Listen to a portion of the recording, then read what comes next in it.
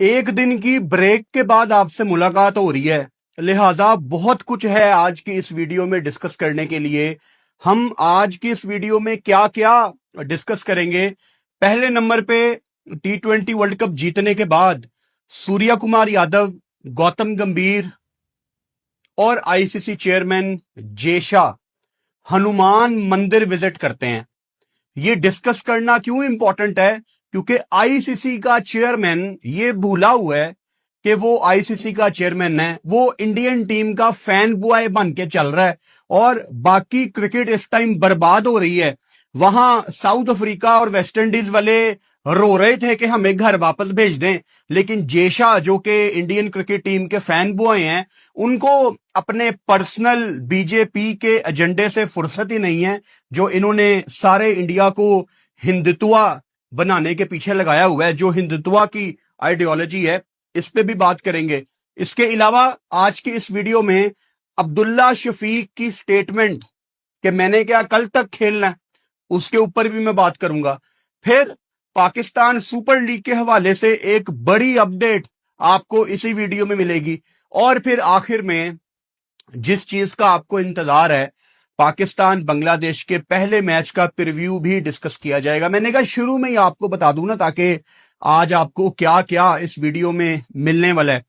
सबसे पहले मैं क्रिस्टल क्लियर होके आपको बता देता हूं कि इंडियन टीम इस टाइम दुनिया की बेस्ट टीम है। वो अपने स्किल के ऊपर T20 वर्ल्ड कप जीते हैं, उनके क्रिकेटिंग स्किल के ऊपर, उनकी काबिलियत के ऊपर, उनकी हार्डवर्क के ऊपर, जितने नेक्स्ट लेवल पे वो लोग जा चुके हैं क्रिकेट में, मुझे उस पर कोई डाउट नहीं है।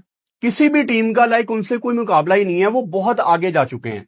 ये शुरू में दोबारा मेंशन करना बहुत लाजमी है, ताकि बाद में मुझे कोई ये आके ना कहे कि आप इंडियन क्रिकेट टीम की जीत से जेलस होते हैं। नहीं भाई साहब, मैं जेलस नहीं होता, लेकिन आपको लगेगा ऐसा। अभी 2 मिनट के बाद मैं जेलस होता हूं, लेकिन ऐसा है नहीं है, इसीलिए मैंने शुरू में क्लियर कर दिया है। Indian team T20 world cup जीतती है अहमदाबाद में, और जैसे ही प्रेजेंटेशन सेरेमनी खत्म होती है, मैच के बाद इंडिया के कप्तान सूर्या कुमार यादव जो कि एक हिंदू हैं, गौतम गंभीर जो कि एक हिंदू हैं, जे शाह जो कि हिंदू हैं, ये हनुमान मंदिर में जाते हैं T20 वर्ल्ड कप की ट्रॉफी लेके। अब वो आपके पर्सनल बिलीव हैं, अगर सूर्या कुमार यादव ने जाना है, अगर गौतम गंभीर ने जाना है, उनकी पर्सनल लाइफ है, उनके पर्सनल बिलीव है। वो ट्रॉफी जीते हैं, उनकी ट्रॉफी है, वो जहां मर्जी जाएं, हमारा उससे कोई ताल्लुक नहीं है। लेकिन अगर हमारा किसी चीज के साथ ताल्लुक है ना, तो वो हमारे चेयरमैन के साथ है। अब बदकिस्मती है हमारी कि इंटरनेशनल क्रिकेट काउंसिल का चेयरमैन इस टाइम बीजेपी का एक फैन बॉय है। जेशा की मैं बात कर रहा हूं, जो सिर्फ पॉलिटिक्स को क्रिकेट के अंदर लेके आए हैं अमित शाह के कहने की बदौलत। और अमित शाह किसके कहने पे चलते हैं? नरेंद्र मोदी के कहने पे। जब से नरेंद्र मोदी ने कंट्रोल संभाला है इंडिया का, हिंदुस्तान को हिंदुत्वा के ऊपर चलाने की कोशिश की जा रही है। प्रायोरिटी यहां पे दी जा रही है सिर्फ हिंदुओं को। अब ट्विटर पे इंडियंस ने ही क्रिटिसाइज किया कि जेशा का क्या काम है यार, ये तो आईसीसी का चेयरमैन है। अच्छा, एक बड़ा इंटरेस्टिंग किसी ने ट्वीट किया हुआ था कि man of the match Jasprit Bumrah एक सिख था, player of the tournament Sanju Samson एक क्रिश्चियन था। तो वो तो नहीं ट्रॉफी लेके गए चर्च में या गुरुद्वारे, आप क्यों ट्रॉफी लेके गए हैं? अब ये टॉपिक इतना सेंसिटिव है, मैं आपको रेफरेंस दे देता हूं। आईपीएल के दौरान हर दूसरे तीसरे दिन टीमें होटल बदलती हैं, ट्रैवलिंग करती हैं। कई दफा मैंने ये देखा है, उमरान मलिक फास्ट बॉलर या मोहम्मद सिराज, ये मोस्ट ऑफ द टाइम मना कर देते थे कि आप हमें तिलक नहीं लगा सकते, क्योंकि हम मुसलमान हैं, हम तिलक नहीं लगा सकते। और इस पे इंडिया में बहुत ज्यादा क्रिटिसाइज किया गया पास्ट में मोहम्मद सिराज को और उमरान मलिक को कि आपकी हिम्मत कैसे हुई, आप इंडियन टीम का हिस्सा हैं, so you are suppose to follow our guidelines. ये लोग झुठला नहीं सकते। इंडिया में जो लोग इंटरनेट यूज करते हैं, जो ट्विटर यूज करते हैं, वो इस बात को झुठला नहीं सकते कि ऐसा हुआ नहीं है। जहां मोहम्मद सिराज को आप लोग क्रिटिसाइज करते हैं कि इसने तिलक क्यों नहीं लगवाया, जहां आप उमरान मलिक को क्रिटिसाइज करते हैं कि ये तिलक क्यों नहीं लगवाता, तो वहां आप अब इस चीज के साथ ओके क्यों हैं? देखिए, मुझे इससे कोई प्रॉब्लम नहीं है कि सूर्या कुमार यादव मंदिर चला गया, आई डोंट केयर भाई। लेकिन जे शाह जितना इस टाइम आपका चेयरमैन है, वो बदकिस्मती है हमारी कि इस टाइम वो हमारा भी चेयरमैन है, क्योंकि इंटरनेशनल क्रिकेट काउंसिल आपकी भी उतनी है और बदकिस्मती से हमारी भी उतनी है। When was the last time कि कोई आईसीसी का चेयरमैन हो, वो अपनी टीम का फैन बॉय बन के चल रहा हो? मतलब मेरा नहीं ख्याल कि जेशा को मैंने देखा है कि वो श्रीलंका गए हैं T20 वर्ल्ड कप का मैच देखने। वो इंडिया की हर गेम में जाते हैं। हालांकि इंडिया अगर कोई बायलैटरल मैच भी खेल रही है ना, ऑस्ट्रेलिया वगैरह, तो आईसीसी के चेयरमैन या इंटरनेशनल क्रिकेट काउंसिल, हम इसको हमेशा समझते हैं, लेकिन है ये इंडियन क्रिकेट काउंसिल। अब तो इंडिया में भी लोग ये कहते हैं, ये ऑस्ट्रेलिया भी चले जाते हैं मैच देखने। तो हम अंधे थोड़ी हैं यार, हमें नजर आ रहा है ना कि आप क्रिकेट को सिर्फ एक इंडियन होने के पर्सपेक्टिव से चला रहे हैं। अगर आप इस टाइम एक लॉयल इंडियन क्रिकेट फैन हैं, तो आपके लिए जेशा बहुत अच्छा काम कर रहा है। लेकिन अगर आपका ताल्लुक किसी दूसरे कंट्री से है, तो जेशा क्रिकेट की तारीख का सबसे खौफनाक चेयरमैन है। आपको बता देता हूं, आपको पता ही है कि आजकल गल्फ के हालात बहुत ज्यादा खराब हैं, एयर स्पेसेस बंद हैं, लिमिटेड फ्लाइट्स चल रही हैं। T20 वर्ल्ड कप से निकलने के बाद वेस्ट इंडीज की टीम 7 दिन गुजारती है और उनकी अरेंजमेंट आईसीसी नहीं करती, उनको कलकत्ता में रहना पड़ता है। डैरन सैमी ने इतने ट्वीट किए, फिर खज्जल खुआर होके बिल्कुल 7-8 दिन के बाद उनको कहा गया कि अच्छा ठीक है, अब हम आपको भेजते हैं। साउथ अफ्रीका की टीम भी बाहर हो गई, उनको भी वेट करवाया, उनको भी नहीं भेजा। चार्टर्ड फ्लाइट से इन्होंने जाना था। लेकिन इंग्लैंड जैसे ही बाहर होती है, इंग्लैंड को 10 घंटे के अंदर फ्लाइट अरेंज करके फ्लाई आउट करवा दिया जाता है, इंग्लैंड वापस चली जाती है। अब अमीर तरीन क्रिकेट बोर्ड या कंट्रोल वाले क्रिकेट बोर्ड्स कौन कौन से हैं? इंडिया है, ऑस्ट्रेलिया है और इंग्लैंड है। ऑस्ट्रेलिया तो चलो बाहर हो गई थी ना श्रीलंका से, उसको हम साइड पे कर देते हैं। यानी जिसके पास पैसा है या जो आपके अमीर दोस्त हैं, उनको आप अकोमोडेट कर रहे हो। अच्छा, यहां पे कुछ हमारे समझदार लोग जो समझदार बनने की कोशिश करेंगे इंडिया से, वो आके कहेंगे कि नहीं, ये एयर स्पेस का मसला था, इसलिए वेस्ट इंडीज और साउथ अफ्रीका को पहले नहीं फ्लाई कराया गया। नहीं भाई साहब, अगर इंग्लैंड की टीम कलकत्ता से, इंडिया में कहीं से भी अगर इंग्लैंड की टीम इंडिया से इंग्लैंड फ्लाई आउट करके चली गई है, तो वेस्ट इंडीज की टीम भी फ्लाई आउट करके इंग्लैंड जा सकती थी, क्योंकि लंदन से Port of Spain, Trinidad, West Indies की डायरेक्ट फ्लाइट्स चलती हैं। 8.5 घंटे की डायरेक्ट फ्लाइट है। हफ्ते में 2 दिन ब्रिटिश एयरवेज की फ्लाइट्स चलती हैं। लंदन से, मैनचेस्टर से, बर्मिंघम से साउथ अफ्रीका के लिए डायरेक्ट फ्लाइट्स चलती हैं। यानी अगर आईसीसी इनको अकोमोडेट करना चाहता तो कर सकता था, लेकिन टाइम ही नहीं है ना चेयरमैन के पास। वो तो प्लानिंग कर रहे हैं कि किस तरह लास्ट मोमेंट पे ब्लैक सॉइल की अहमदाबाद की पिच को चेंज करके मिक्स सॉइल की पिच बनाई जाए ताकि हमारी टीम को फायदा पहुंचे। I am all for home advantage. मैं आपसे किसी किस्म का कोई क्रेडिट नहीं ले रहा, आप अपने स्किल पे जीते हो, लेकिन आपका चेयरमैन इतना गंदा है, इंडिया को कह रहा हूं, आपका चेयरमैन इतना गंदा है, आपका जेशा इतना गंदा है कि वो आपकी अच्छी चीजों को भी ना गंदा करके प्रेजेंट करता है दुनिया के सामने। खांसी मुझे आती रहेगी, आई एम सॉरी, रिकवरी मेरी नहीं हुई, बट आज आपसे बात करना बहुत इंपॉर्टेंट थी। क्या कसूर था वेस्ट इंडीज का, क्या कसूर था साउथ अफ्रीका का? मुझे याद करवाओ, आपको क्या कभी कोई ऐसा आईसीसी का चेयरमैन नजर आता है जो अपनी टीम का फैन बॉय बन के साथ साथ घूमता हो? सोचो यार इसके बारे में। इस टाइम ये कहना कि जेशा गलत कर रहा है ज्यादा मुश्किल नहीं है। और इंडिया में कोई भी आपको जर्नलिस्ट, कोई भी न्यूज चैनल कभी भी ये चीजें नहीं बताएगा। और हमारे चैनल तो बैन है, क्योंकि हमें कहा जाता है कि आप मिस इन्फॉर्मेशन फैलाते हैं इंडिया में। अगर इतनी ही हिम्मत है तो ध्रुव राठी के चैनल बैन करो ना। उसने अपनी आखिरी वीडियो में भी मोदी को दोबारा दुनिया के सामने क्रिटिसाइज किया है। वो शिप वाली जो वीडियो थी, करो उसका चैनल बैन। कर सकते हो? नहीं कर सकते।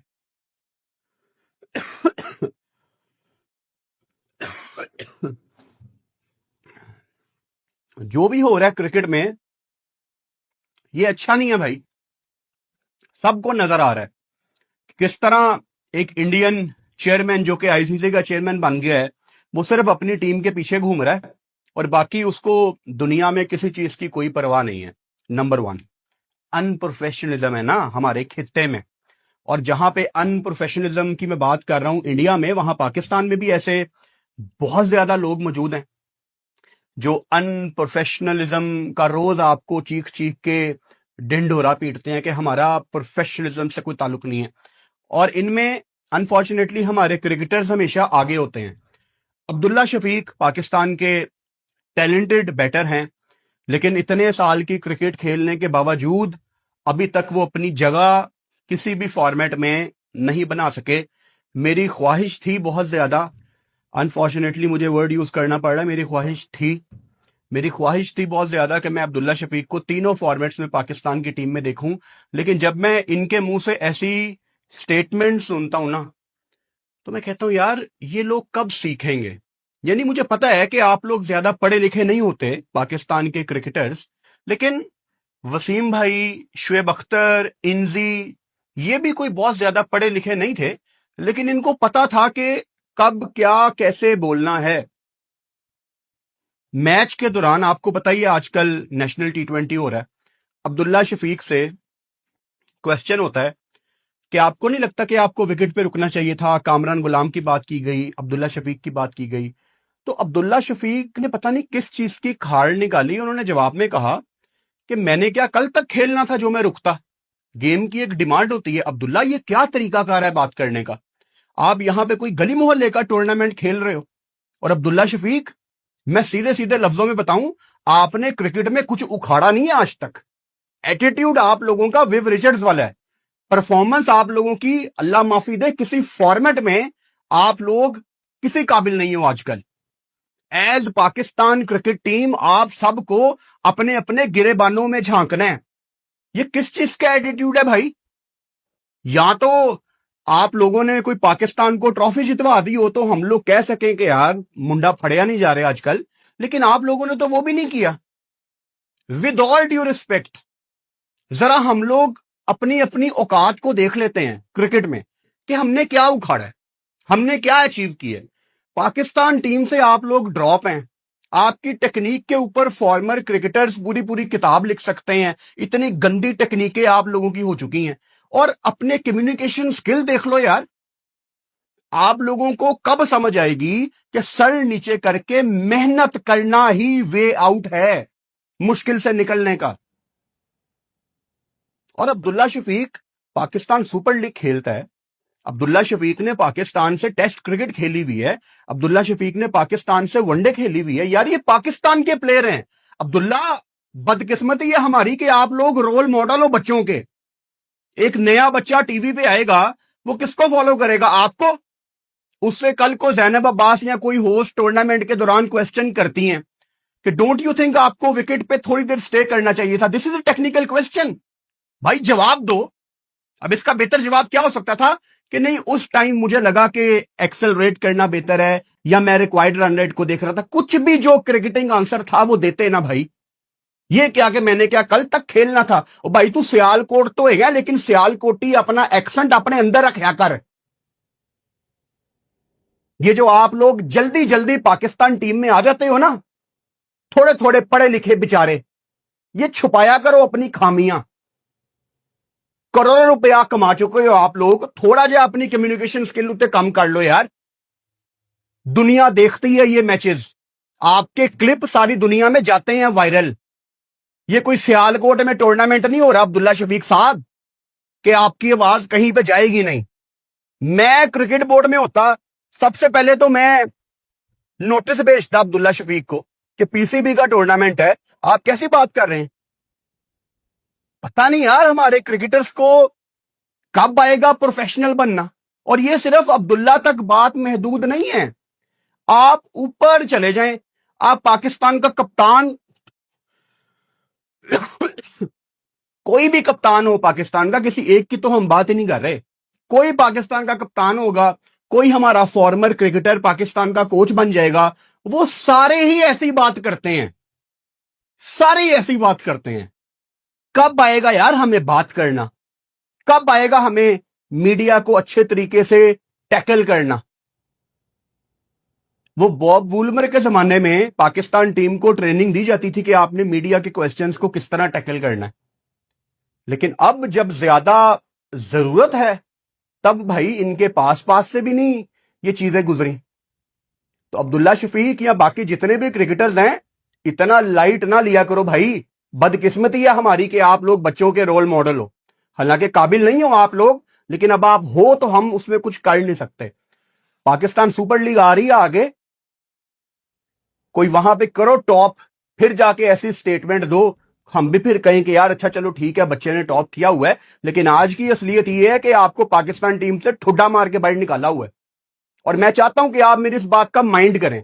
और आप नहीं, पाकिस्तान के जितने भी क्रिकेटर्स हैं वो कुछ तो कल बांग्लादेश के खिलाफ सीरीज खेलना शुरू करेंगे ना, कल पहला वनडे है। आप सारे लोग हमारी बातों का गुस्सा कर लें, आप सारे लोग हमारी बातों का माइंड कर लें, ताकि आपके जो आसमानों पे इस टाइम पर आपके लगे हुए हैं ना, आपके जो कॉन्फिडेंस, फेक कॉन्फिडेंस अभी तो आसमानों पे जो गए हुए हैं, वो नीचे आ जाए। थोड़ा थले आ जाओ पुत्र, थले आ जाओ थोड़ा। कुछ नहीं उखाड़िया तुसी लोगों ने हले, किसी फॉर्मेट दी तुसी कोई चंगी टीम नहीं है। सब तो पहला तुसी बाहर निकले होंगे हो ते गल्लां देख लो अपनी। पाकिस्तान सुपर लीग पे आ जाते हैं। अच्छी खबरें नहीं है पाकिस्तान सुपर लीग से रिलेटेड। आपको पता ही है एयर स्पेस के इश्यूज, सिर्फ पाकिस्तान सुपर लीग इस पे इंतजार कर रही है कि हालात नॉर्मल हों। ऐसा अभी ऑफिशियली तय नहीं किया गया, लेकिन पाकिस्तान सुपर लीग की मैनेजमेंट में ये डिस्कशन शुरू हो गई हैं कि प्लान बी क्या है। प्लान बी से मतलब है कि पाकिस्तान सुपर लीग शायद आपको थोड़ी सी आगे होती नजर आए, क्योंकि भाई साहब आपने प्लेयर्स को कैसे यहां पे पहुंचाना है। आप क्या दुनिया के तमाम प्लेयर्स के लिए चार्टर्ड फ्लाइट्स अरेंज करेंगे, प्राइवेट जेट्स? ऐसा नहीं हो सकता। ऑस्ट्रेलिया से क्रिकेटर्स ने आना है, और ऑस्ट्रेलिया के जितने भी क्रिकेटर्स हैं वो तकरीबन सारे ही एमिरेट्स से आते हैं। लिमिटेड फ्लाइट्स चल रही हैं, लिमिटेड सीट्स हैं। ब्रॉडकास्टर्स ने आना है, कोई 100-150 बंदा है जिसने दुनिया भर से आना है। इस टाइम पाकिस्तान सुपर लीग आज की सिचुएशन के मुताबिक, आज 10 मार्च है, मुझे आज के सिचुएशन के मुताबिक पाकिस्तान सुपर लीग टाइम पे शुरू होती हुई नहीं नजर आ रही। अच्छा, जो पाकिस्तान सुपर लीग की मैनेजमेंट ने जो डेट दी हुई है तमाम लोगों को पहुंचने की कि आपने होटल में चेक इन करना है, वो 22 मार्च है। मुश्किल लग रहा है। तो अगर आपको हफ्ते 10 दिन तक कोई ऐसी खबर मिले कि पाकिस्तान सुपर लीग थोड़ी सी डिले हो रही है, तो आपने सरप्राइज नहीं होना। ऑन द अदर साइड आपने खबर पढ़ी होगी, बल्कि अब तो एंजॉय भी कर लिया होगा बच्चों ने, क्योंकि स्कूल्स पंजाब में 31 मार्च तक बंद कर दिए गए हैं। मेरे ख्याल से बलूचिस्तान ने भी बंद कर दी है, सिंध का आई एम नॉट श्योर, और शायद खैबर पख्तूनख्वा में भी शायद बात की जा रही है कि 31 मार्च तक बंद हो जाएंगे। लेकिन कल रात तक मेरा ख्याल है उन्होंने सिर्फ जुमा, हफ्ता इतवार तो खैर वैसे ही बंद होता है, शायद अभी तक सिर्फ जुमा ऑफ किया था। तो पता नहीं, शायद कुछ ऐसी बातें हैं जो हमें नहीं पता आम बंदे को, क्योंकि फिर पेट्रोल की शॉर्टेज भी गवर्नमेंट हमें कह रही है कि है अच्छी खासी। वो अलहदा बात है कि आलमी मंडी में पेट्रोल सस्ता हुआ है, लेकिन पाकिस्तान में बहुत ही महंगा हो गया है। सो हालात क्रिकेट से बियॉन्ड खराब हो रहे हैं, और शायद मजीद होने हैं, और शायद हमें बड़ी चीजें नहीं पता जो आगे 10, 15, 20 दिन में होने वाली हैं। सो क्रिकेट से बड़ी प्रॉब्लम्स इस टाइम दुनिया में चल रही हैं। सो मुझे ऐसा लग रहा है कि पाकिस्तान सुपर लीग शायद थोड़ी सी आपको आगे होती नजर आए। अब कितनी आगे होगी ये हमें नहीं पता, क्योंकि पता ही नहीं है ना कि दुनिया के हालात कब ठीक होने हैं। सो अगर आपको कुछ दिनों तक ये पता लगे तो सरप्राइज नहीं होना, ठीक है। लेकिन पाकिस्तान टीम आपकी ढाका पहुंची हुई है। माइक हेसन ने मीडिया से कल बात भी की थी, वही झूठी बातें, झूठे दिलासे कि हमने किसी को ड्रॉप नहीं किया। जो लड़के नहीं खेल रहे पाकिस्तान टीम में, हमने किसी को ड्रॉप नहीं किया, सिर्फ ये यंग टीम है ना, यंगस्टर्स को हमने चांस देना है। बेवकूफ बना रहा है आपको माइक हेसन। सीधी सी बात है, अगर कोई गोरा है तो इसका मतलब ये नहीं है कि वो सच है, ठीक है ना। कितने वनडे मैच हैं आपके पास? 3 आपके हो गए बांग्लादेश वाले, 3 प्रॉबेबली जिम्बाब्वे आ रही है, बांग्लादेश के बाद जिम्बाब्वे, फिर ऑस्ट्रेलिया आएगी। और ऑस्ट्रेलिया आखिरी मोमेंट पे मना भी कर सकती है, क्योंकि हमारी औकात नहीं है कुछ भी। तो वो मना भी कर सकते हैं। अगर उनको लगेगा यार थोड़ा सा हम थके हुए हैं, हमने रेस्ट करनी है, वो कह देंगे हमने नहीं आना, अगले साल आ जाएंगे। हम क्या कर लेंगे उनका? ये अभी भी हमने अपने प्रीमियम प्लेयर उनको दिए, वो तो बाद में हमारे प्लेयर्स परफॉर्म नहीं कर सके, लेकिन हमारे बड़े प्लेयर्स के ऊपर उन्होंने टिकटें बेची हैं। हम वर्ल्ड कप का वार्म अप मैच नहीं ले सके, हम लाहौर में 2 एक्स्ट्रा T20 मैचेस नहीं ले सके। तो अब अगर ऑस्ट्रेलिया जून में हमें कह दे कि यार थके हुए हैं, हमने नहीं आना, तो हम क्या कर लेंगे उनका? हम कुछ नहीं कर सकते। तो फिलहाल 3 मैच आपके ऑस्ट्रेलिया वाले हैं, ये टोटल आपके 9 मैच हैं। फिर शायद श्रीलंका और इंग्लैंड से आपकी ट्राई नेशन सीरीज हो नवंबर में, वो बहुत दूर है यार। तो कितने मैच हैं आपके पास? और अगले साल आपका ओडीआई वर्ल्ड कप है। यानी मैं आपको लिख के देने के लिए तैयार हूं, माइक हेसन ने अगले वर्ल्ड कप तक यही ड्रामेबाजियां करनी है, इसको अंदर ले आओ, इसको बाहर ले आओ। अच्छा, जब मैंने पोस्टमार्टम वाली वीडियो की ना, जिसमें मैंने साद मसूद की बात की, मैंने गाजी गौरी की बात की, वो वीडियो हमने उन बच्चों के ऊपर की थी जो टाइम से बहुत पहले आ गए। काफी लोगों ने सवाल किया, आपने शामिल हुसैन के ऊपर बात नहीं की। यार वो बहुत टैलेंटेड बच्चा है, वो तो टॉपर है यार। कायदे आजम ट्रॉफी में उसने इतने रन्स किए हैं, प्रेसिडेंट ट्रॉफी में रन्स किए हैं। शामिल हुसैन तो मतलब मुझे खुशी है कि वो पाकिस्तान टीम में आया है। तो वो वीडियो में हमने सिर्फ उन बच्चों की बात की थी जो अभी कच्चे थे, तो इसलिए मैंने उसमें शामिल की बात नहीं की थी। अभी मेरा ख्याल है he will be in action tomorrow, और हमने लाइव स्ट्रीम करनी है 1:15 बजे पहले वनडे में। मैंने टाइमिंग तीनों मैचों की कि मैं कब लाइव आऊंगा कवर पे लगाई हुई है, और यूट्यूब के हेडर पे भी लगाई हुई है। सो माइक हेसन की वही ड्रामेबाजियां, वही घिसी पिटी बातें। प्रीव्यू का जो हमारा तरीकाकार है, आपको वेन्यू के बारे में बताता होता हूँ। शुक्र है मैंने आज माउस चार्ज कर लिया, हमेशा भूल जाता था मैं कि माउस भी चार्ज करना है। तबीयत थोड़ी सी बेहतर है, 100% ठीक नहीं हुई। T20 वर्ल्ड कप के फाइनल की रात बहुत तबीयत खराब हो गई थी, क्योंकि मैं इतनी बुरी हालत में यहाँ लाइव स्ट्रीम करके गया हूँ।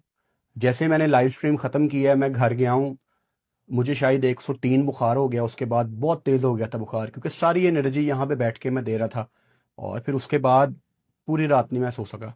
अभी अल्हम्दुलिल्लाह थोड़ा सा बेहतर हूँ, thanks to my dear friend. हमारे पेशावर के दोस्त हैं हमारे डॉक्टर साहब, एक डॉक्टर ताहिर, वो हमेशा मुझे अच्छी अच्छी मेडिसिन देते हैं, तो उनकी दवाइयों से मुझे आराम आ जाता है। सो ढाका मीरपुर शेरे बंगला स्टेडियम, बांग्लादेश के हमारे तमाम भाई, बड़ा अच्छा बांग्लादेश ने वेलकम किया पाकिस्तान टीम का। करना भी चाहिए था, क्योंकि पाकिस्तान ने ऑब्वियसली चांस दिया था उनके लिए। तीनों वनडे मैच आपके शेरे बंगला स्टेडियम ढाका में है। अच्छा, इस स्टेडियम में आज तक 123 वनडे इंटरनेशनल मैच खेले गए हैं, और सैंपल साइज बहुत ही क्लियर है।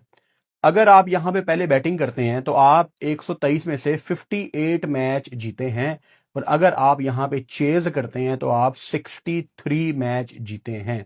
यानी ड्यू फैक्टर ढाका में बहुत ज्यादा आता है। अगर आप चेज करेंगे, चांसेस आर हाई कि आप यहां पे चेज कर सकते हैं, क्योंकि बॉल गीला होता है। जब बॉल गीला होता है तो ग्रिप नहीं होता, जब बॉल गीला होगा रिवर्स स्विंग गेम से वैसे ही बाइंड निकल जाती है, स्पिनर्स का बॉल कैरी होता नहीं है, तो बॉलर सिर्फ फॉर्मेलिटी के लिए आते हैं, भाग के बॉल फेंकते हैं शहीन की तरह। अब तो खैर वो हमारा कप्तान है। अच्छा, इस ग्राउंड में जो हाईएस्ट इनिंग्स है किसी भी बल्लेबाज की, वो ऑस्ट्रेलिया के शेन वॉटसन की है। आज के जमाने में वनडे में कोई 170 कर दे, आई थिंक इट्स कैजुअल, लेकिन 2011 में किसी का 130-40 क्रॉस करने का मतलब है कि हम सारे सारे काम छोड़ के बैठ जाते थे कि आज 200 होना है, और फिर वो बंदा 170-80 पे गिव अप कर देता था। तो 185 नॉट आउट शेन वॉटसन की यहां पे बारी है। बेस्ट बॉलिंग फिगर्स यहां पे 2014 में बांग्लादेश के अगेंस्ट इंडिया के स्टुअर्ट बिनी, इन्होंने यहां बांग्लादेश के अगेंस्ट 6 आउट किए थे 4 रन देके। ये मेरा ख्याल है 2014 का एशिया कप, मुझे लग रहा है एक बड़ा ड्रीम स्पेल बिनी ने किया था। वही है ये, एक मिनट चेक कर लेता हूं। नहीं नहीं नहीं, ये वो बायलैटरल सीरीज है, मुझे लगा था कि ये एशिया कप है। ये इंडिया ने सीरीज जीती थी 2-0 से। अच्छा, इंटरेस्टिंगली पाकिस्तान ने लास्ट ओडीआई सीरीज खेली थी बांग्लादेश के अगेंस्ट 2015 में, और अब हम 2026 में हैं, और 2015 में बांग्लादेश ने हमें 3-0 से हराया था। 3-0 2015 में। उसके बाद अब आप वनडे सीरीज खेलने जा रहे हैं।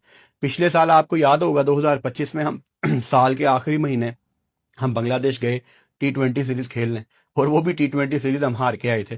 तो बांग्लादेश में भाई साहब कोई बहुत अच्छा रिकॉर्ड आपका नहीं है। तो 2015 में जब आप अपनी वनडे सीरीज खेलने गए थे, उस सीरीज में आपने एक 1-ऑफ T20 भी खेला था, वो भी आप हारे थे। तो बांग्लादेश वैसे ही ना 2014 के बाद अपने घर में एक बड़ी मुश्किल टीम हो गई है, क्योंकि उन्होंने विकेटें बनाने का प्रोसेस तब्दील कर लिया था। अब तो खैर उन्होंने विकेटें बना ली होंगी इस सीरीज से रिलेटेड, लेकिन मैंने पास्ट में बहुत ज्यादा क्रिटिसाइज किया है बांग्लादेश को सिर्फ इस बेस के ऊपर कि यार आप अच्छी विकेटें बनाया करो। अब आगे देखो ना, ओडीआई वर्ल्ड कप आपका साउथ अफ्रीका में है, और अगर बांग्लादेश ने अपनी वही विकेटें बनाई कि ना हम खेलेंगे ना हम आपको खेलने देंगे। अब बांग्लादेश में ऑस्ट्रेलिया ने जाना है, पाकिस्तान ने जाना है, इंडिया ने जाना है, वो हर टीम को वहां पे रगड़ देंगे, लेकिन जैसे ही बांग्लादेश घर के बाहर जाएगी वो कोलैप्स कर जाएंगे। आई होप कि अच्छी विकेटें बनाए बांग्लादेश, जैसे 2013 से पहले बनाता होता था। 2013 से पहले भी बांग्लादेश में स्पिन होती थी ऑब्वियसली, लेकिन अब तो बांग्लादेश ने बहुत ही हालात खराब कर दिए हैं। रेफरेंस देता हूं आपको, ढाका शेरे बंगला स्टेडियम में जो एवरेज स्कोर है पहले बैटिंग करते हुए वो सिर्फ 226 है, लेकिन अगर यहां पे एक आधे बल्लेबाज की बारी लगे तो यहां पे 300 होता है भाई। अच्छा, यहां पे जो हाईएस्ट टीम टोटल है किसी टीम का, वो 2011 में आपको याद होगा इंडिया ने बांग्लादेश के अगेंस्ट 370 किए थे। अच्छा, मैं जरा थोड़ा सा रिफ्रेश करना चाह रहा हूं, इस मैच में किसने मारा था? सहवाग ही होगा। हाँ, देखा ना, सहवाग ही था। ये ओडीआई वर्ल्ड कप है। सो 175 किया था सहवाग ने, और नीचे से विराट कोहली ने 83 बॉलों पे 100 किया था। सो ऑब्वियसली अगर 2011 में आप चले जाएंगे और किसी टीम ने कुछ बहुत ही तगड़ा टोटल लगाया होगा, स्पेशली अगर आप इंडिया की बात करें, तो सहवाग उसमें लाजमी होगा। उसके बाद भाई साहब यहां पे जो एवरेज रन्स पर ओवर हैं वो तकरीबन 4.8 हैं। अब दो रिकॉर्ड दोबारा मैं आपको रिवाइज करवाता हूं। Average score batting first 226, average runs पर ओवर 4.8, यानी ओवरऑल अगर ग्राउंड के नंबर्स आपको ये कह रहे हैं कि एवरेज टोटल 226 है, तो आप ये मान के चल लें कि 250, 260, 270 यहां पे बड़े कंपेटिटिव टोटल होते हैं। लेकिन कभी कभी होता है ना, किसी एक बल्लेबाज की बहुत अच्छी बारी लग जाती है, तो जहां आपने 270 करना होता है आप 300 तक पहुंच जाते हैं। तो ये बड़े टोटल यहां पे अचीवेबल हैं। अच्छा, अगर मैं पाकिस्तान बांग्लादेश की ओवरऑल बात करूं इस ग्राउंड में, स्पेसिफिकली शेरे बंगला स्टेडियम में, तो आज तक दोनों टीमों ने इस मैदान में 9 वनडे इंटरनेशनल खेले हुए हैं, जिनमें 3 बांग्लादेश जीता है और 6 पाकिस्तान जीता है। जो आखिरी 3 मैच यहां पे हुए हुए हैं वो पाकिस्तान टूर ऑफ बांग्लादेश था 2015, और बांग्लादेश ने पाकिस्तान को व्हाइट वॉश किया था। वही 3 मैच बांग्लादेश हमसे इस स्टेडियम में जीता है। सो मैं आपको, मेरा ख्याल है पोस्टमार्टम वाली वीडियो में भी बताया था, मुझे इस सीरीज में बांग्लादेश फेवरेट लग रहा है। सिर्फ स्क्वाड्स जब मैं देखता हूं, बांग्लादेश का काफी बैलेंस एक्सपीरियंस स्क्वाड है और आपके स्क्वाड में बहुत ज्यादा मसले मसाइल हैं। स्क्वाड के ऊपर मैंने पोस्टमार्टम वाली वीडियो में बात की है, मैं वो सेम बातें रिपीट करके आपका टाइम वेस्ट नहीं करूंगा। स्क्वाड के ऊपर मेरी क्या ओपिनियन है, जब पाकिस्तान ने स्क्वाड अनाउंस किया था, वो वीडियो भी चैनल पे मौजूद है, देख सकते हो, और पोस्टमार्टम वाली वीडियो भी देख सकते हो। अच्छा, तीनों मैचों में हमारी जो लाइव आने की टाइमिंग है, आपको पता है मैं 1 घंटे पहले लाइव आता हूं, लेकिन क्योंकि ये वनडे मैच है, ऑब्वियसली एक्सपेक्टेड है कि 8 घंटे की स्ट्रीम हो सकती है। तो जो 1 घंटा पहले मैं आता हूं उसको मैंने काट दिया है, यानी मैं 12:15 नहीं आऊंगा, मैं 1:15 आऊंगा पहले वनडे मैच के लिए लाइव, ताकि अभी T20 वर्ल्ड कप खत्म हुआ है ना, तो मैं थोड़ा बॉडी को रिलैक्स रखना चाहता हूं। अभी भी मैंने रिकवर नहीं किया। दूसरा वनडे मैच जुमे को है और है 1:15 लेकिन ऑब्वियसली उसमें हम 1:15 लाइव नहीं आ सकते, जुमे का टाइम है। तो दूसरे वनडे मैच में मैं 2:30 लाइव आऊंगा जुमे के बाद, और तीसरा वनडे मैच संडे को है, उसमें आराम से मैं 1:15 ही लाइव आऊंगा। आप लोगों से एक दिन की ब्रेक के बाद बात हो रही थी, इसीलिए मैंने सारी बातें एक ही वीडियो में की हैं, क्योंकि इंतजार भी था आप लोगों का। T20 world cup was a success for our YouTube channel. मैंने ग्राफिक भी लगाया था, माशाल्लाह 2.3 करोड़ व्यूज आए हैं हमारे यूट्यूब चैनल पे, और ये आप लोगों की मोहब्बत है, आप लोगों का प्यार है कि आपने T20 वर्ल्ड कप के दौरान इतना प्यार दिया। तो जितना मैं आपका शुक्रिया अदा करूं कम है। मेरी कोशिश यही होगी कि गोइंग फॉरवर्ड मैं अपने काम को बेहतर करूं, क्वालिटी को बेहतर करूं, ताकि आप भी साथ साथ इंजॉय करें। सो पाकिस्तान बांग्लादेश दोनों टीमों को मेरी तरफ से ऑल द बेस्ट। कल दोपहर को 1:15 पाकिस्तान बांग्लादेश के मैच के दौरान लाइव स्ट्रीम में आपसे मुलाकात होती है। Good night.